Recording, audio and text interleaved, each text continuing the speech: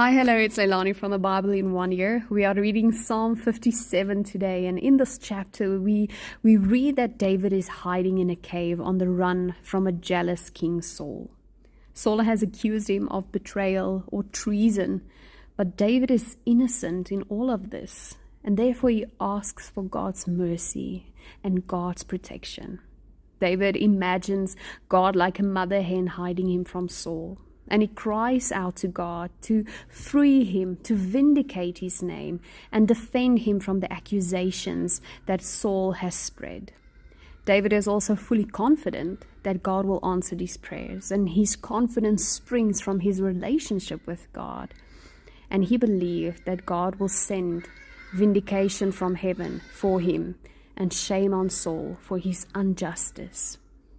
In verse 2 of this chapter, he says that I will cry to God Most High, who performs on my behalf and rewards me, who brings past his purposes for me and surely completes them. Now Saul is like a lion. His fangs are spears and his tongue is a sword. But God is faithful, and he prays that God in all of his glory will soon come down from heaven and cover the earth. And then David transitions from moaning his sufferings to praising God in the middle of it.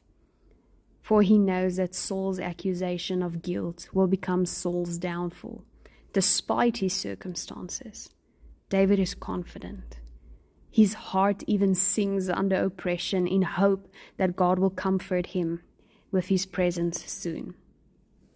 Now David might be covered in darkness, but he is so innocent, and he plays his harp and sings his songs through the night until God brings the dawn. Now, even if David's rescue is not immediately, and even if David is exiled from his homeland, he will still sing praises because God is faithful, and he is basically praising in the storm. Now then, David prays again that God will bless him with his presence and come down from heaven and cover the earth in all his glory. Now God answers David's prayers in Jesus. Jesus is all God's glory in the flesh. And as David asked, Jesus came to protect his people from the accusations of the enemy, like a hen protects her chicks. Under her wing, Jesus does this by defeating the lies of a greater enemy than Saul, Satan. Like Saul accused David, Jesus allows Satan to accuse and condemn in our place.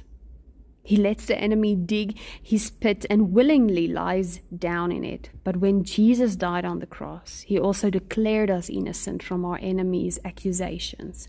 He becomes guilty of everything our enemy could rightfully accuse us of, and so that we can become innocent and vindicated by his death in our place. And even worse for the enemy's plan, Jesus rose from the tomb because he was not guilty. Forever Jesus stands free for all who cried out in hope to God's faithfulness, love and glory, and the power shown on the cross. This means that with even more confidence than David, we can sing in the night because our enemy has fallen into his own trap, and that there is no lying king or spiritual power left to accuse or condemn us. And I pray that the Holy Spirit will open our eyes to see the God who sends his love and faithfulness from heaven. Because Psalm 34 verse 18 reminds us that the Lord is close to the brokenhearted and he saves those who are crushed in spirit. Let us take David's example by praising through the storm, being confident that God will rescue us because he is the keeper of his word. Until we read together again next week, be blessed and goodbye.